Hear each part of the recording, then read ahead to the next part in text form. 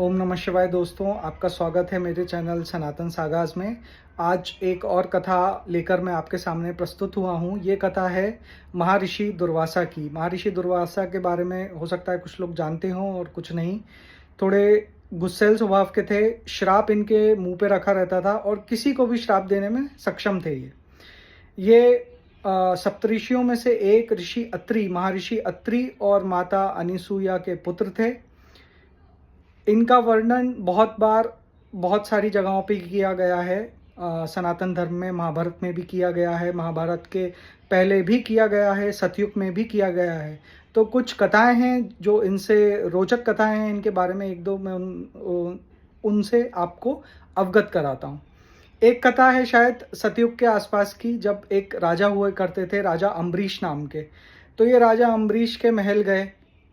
राजा अम्बरीश ने उस समय ना बोलने का एक प्रण ले रखा था कि वो एक समय के उपरांत ही बोलेंगे। ये गए, इन्हें बिठाया अच्छे से।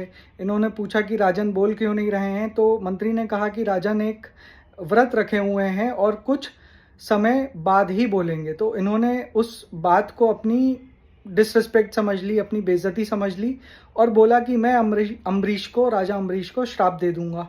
तो राजा अम्बरीश को श्राप देने की इन्होंने कोशिश करी। तो राजा अम्बरीश जो थे वो भगवान विष्णु के बहुत बड़े भक्त थे। भगवान विष्णु का स्वयं सुदर्शन चक्र उनके सामने आ गया उनको बचाने के लिए, और सुदर्शन चक्र इनके पीछे पड़ गया।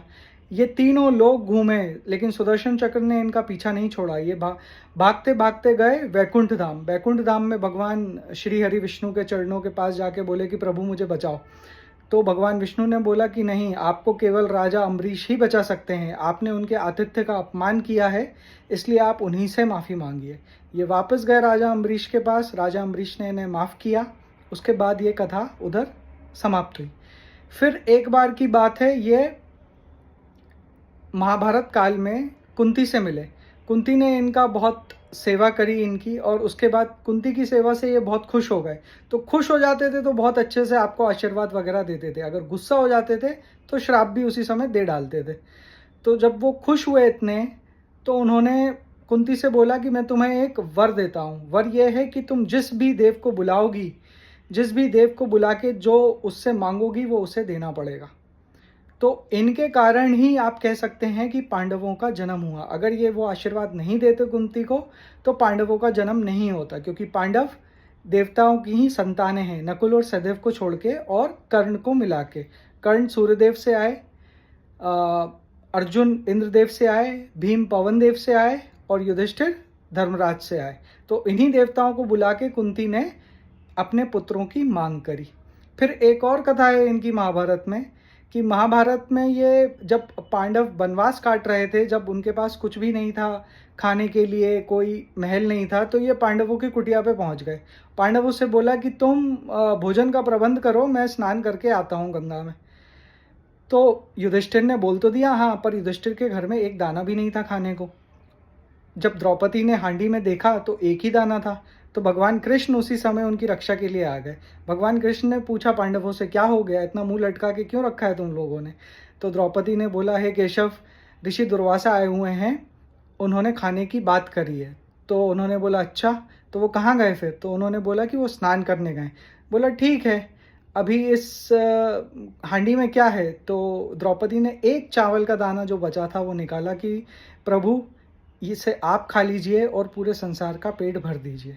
तो प्रभु श्री कृष्ण ने वो एक दाना खाया, और उस एक दाने को खा के समझ लीजिए पूरे संसार का पेट भर गया। तो ऋषि दुर्वासा का भी पेट भर गया। तो ऋषि दुर्वासा ने अपने आप खुद बोला अपने आप से कि मुझे ऐसा लग रहा है कि मेरा पेट भरा हुआ है और मुझे भूख नहीं लग रही है। तो अपने शिष्यों से भी बोला कि चलो अपन चुपचाप यहाँ से निकल चलते हैं, अपन राजा युधिष्ठिर के पास नहीं जाते, क्योंकि उसके पास जाएंगे तो हमने उसे खाने का बोला है, वो हमें खाना खिलाएगा और मेरा पेट अभी भरा हुआ है। तो शिष्यों ने भी यही जवाब दिया उनको कि गुरुवर, हमें भी लगता है कि हमारा भी पेट भरा हुआ है। तो ये भगवान की लीला थी, भगवान श्री कृष्ण की लीला थी, जो उन्होंने पांडवों को बचा लिया। ऐसे काफ़ी और कहानियां हैं ऋषि दुर्वासा के बारे में जो काफ़ी प्रचलित हैं। काफ़ी गुस्से वाले थे वो, और बहुत अच्छे भी थे।